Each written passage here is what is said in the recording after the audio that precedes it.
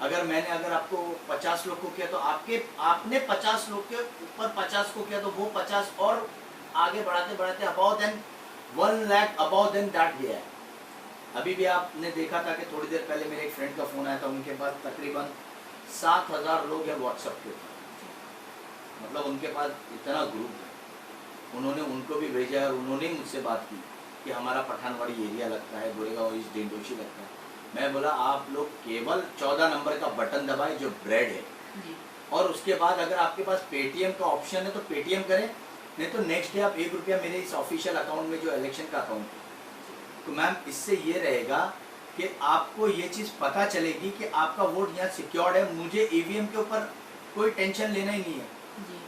EVM खुलेगी, बंद होगी, क्या होगा पता नहीं, लेकिन मेरे पास मेरा ईवीएम रहेगा तो मुझे पता रहेगा कि मुझे कितने वोट मिले। अगर लगभग 1.5 लाख वोट मिले हैं और ईवीएम में 20,000 निकले, then I will ask the question to election commission, where is my another 130। फिर इलेक्शन कमीशन को क्या मैं प्राइम मिनिस्टर और प्रेसिडेंट तक ही पहुंच जाऊंगा, ये मेरा पेटीएम है। सर हम आमतौर पे देखते हैं जो बड़े बड़े नेता हैं और 29 तारीख को मुंबई में भी चुनाव होने वाले हैं, तो वो घर घर जाकर लोगों को अपील कर रहे हैं। और ऐसा आमतौर पे माना भी जाता है कि जब एक नेता लोगों के घर तक जाता है तो वो आम जनता से बखूबी जुड़ता है।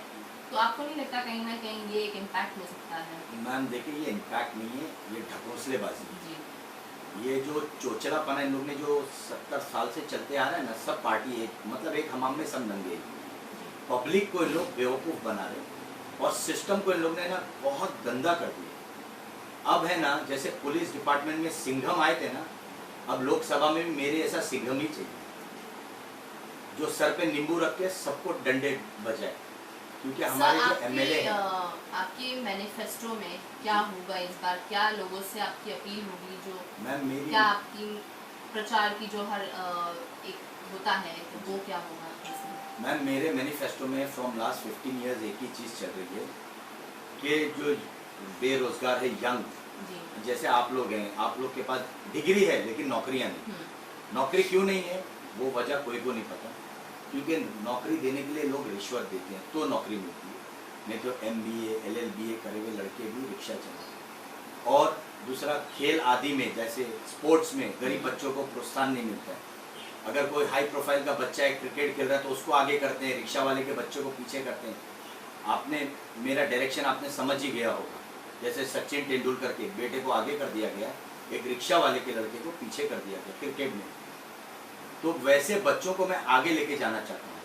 और सीनियर सिटीजन्स के लिए ऐसा है कि देखिए, अमीर घर में भी सीनियर सिटीजन रहते हैं, गरीब में भी रहते हैं। कभी कभी अमीर के घर में भी 1 रुपया नहीं रहता है और अचानक रात को 3 बजे उनको हॉस्पिटलाइज करना पड़ता है, तो उनके पास कोई मेडिक्लेम नहीं रहता। सीनियर सिटीजन के लिए जवान तो अपने बाल बच्चों के लिए बनाते, लेकिन बूढ़ों के लिए नहीं बनाते। अगर मैं जीत के आऊँगा तो मैं उन सिटीजन्स के लिए 5-5 लाख रुपए का मेडिक्लेम कैशलेस प्रोवाइड करवाऊंगा। जो भी पार्टी में मैं जाऊँगा, जिनकी सरकार बनेगी, उस वक्त जो समर्थन मांगेंगे, मेरी ये शर्त रहेगी कि जो लोग ने मुझे पेटीएम दे के जिताया है उनको आपकी पार्टी 5-5 लाख रुपए का mediclaim free of cost cashless देगी ऑल ओवर बॉम्बे में, जो भी मेरे क्षेत्र में। आपने व्हाट्सएप, फेसबुक, इंस्टाग्राम, ट्विटर के माध्यम से लोगों से जुड़ने की कोशिश की है, तो कितने लोग आपसे जुड़े हैं और आपके समर्थन में आगे आए हैं? मैम समर्थन में तो देखिए बहुत लोग हैं। देखिए अभी क्या होता है कि आप भी मेरे समर्थन में, लेकिन क्या होता है कि आप एक संस्था से जुड़ी हैं, आप संस्था के अगेंस्ट नहीं जाएगी, बट बैक सपोर्ट मेरे पास बहुत है। लोग बोलते हैं हमारी शिवसेना है, कांग्रेस है, सपा है, सब है, अच्छी बात है, लेकिन हमारे जो यहाँ लास्ट ईयर के जो 5 साल के गजानन कीर्तिकर साहब थे, उनको बोलिए सीने पे हाथ रख के दिल पे बोलिए कि सही तरीके से आपने 5 साल में क्या किया। मैंने उनको केवल 2 बार देखा है, जब वो जीत के आए थे रैली लेके। सेकंड टाइम मेरे बिल्डिंग के पीछे प्लॉट है, बहुत ज़्यादा गहरा है, तो वहाँ मस्कीटोज ये हुए, तो हमारी बगल के बिल्डिंग के जो डॉक्टर्स हैं, कुछ लोग ने एप्लीकेशन की थी, तभी वो खड्डा देखने आए थे कि हाँ ये भरनी करनी पड़ेगी। उसके बाद मैंने उनको कभी नहीं देखा। तो मैंने ये देखा कि MLA, कॉरपोरेटर और MPs पब्लिक को खाली उनका पैसा वेस्ट करते हैं। मैनिफेस्टो में उन्होंने बताया कि मैंने 29 करोड़ रुपया खर्चा किया है, मैनिफेस्टो के टाइम पे क्यों बताया, उसके पहले पब्लिक को मंच पे लेके क्यों नहीं बताया कि मैं हर 6 महीने में बताऊं कि मैंने इतना पैसा खर्चा किया। अब हम उनसे ब्यौरा तो नहीं मांग सकते ना, सब डिटेल हम नहीं ले सकते। लेकिन जो मेरा पहला इंटरव्यू हुआ था, मैंने उसके अंदर उनके साथ एग्रीमेंट किया था। वो जो इंटरव्यू वाले थे वोटर, मुंबई वोटर्स, उन्होंने मुझसे कहा कि आप क्या जीतने के बाद आपका एसेट्स और आपकी प्रेजेंटेशन ऑफ लोकसभा और आप जो खर्चा करेंगे पब्लिक को, जो आपको फंड मिलेगा, क्या आप बताओगे? तो मैंने बोला मैं हर 6 महीने में बताऊंगा कि मैंने कितना पैसा कहाँ लगाया, क्योंकि वो पब्लिक का पैसा है, हमको पता ही नहीं पड़ता है। कभी ब्लॉक्स उखाड़ देते हैं तो डामर लगा देते हैं, कभी डामर उखाड़ देते हैं ब्लॉक्स लगा देते हैं। मतलब ये सर्कुलर खाली पैसे को घुमाना है, पब्लिक का पैसा वेस्ट करना, लेकिन कोई पब्लिक के लिए कुछ नहीं कर रहा।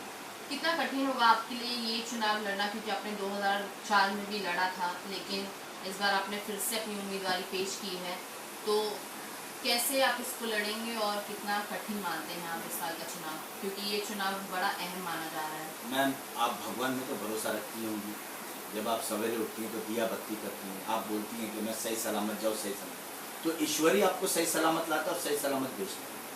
तो मैं भगवान भरोसे ये लड़ रहा हूँ और मुझे पता है कि अल्लाह पे मुझे भरोसा है और पब्लिक का दिमाग कुदरत घुमा सकता है, मैं नहीं।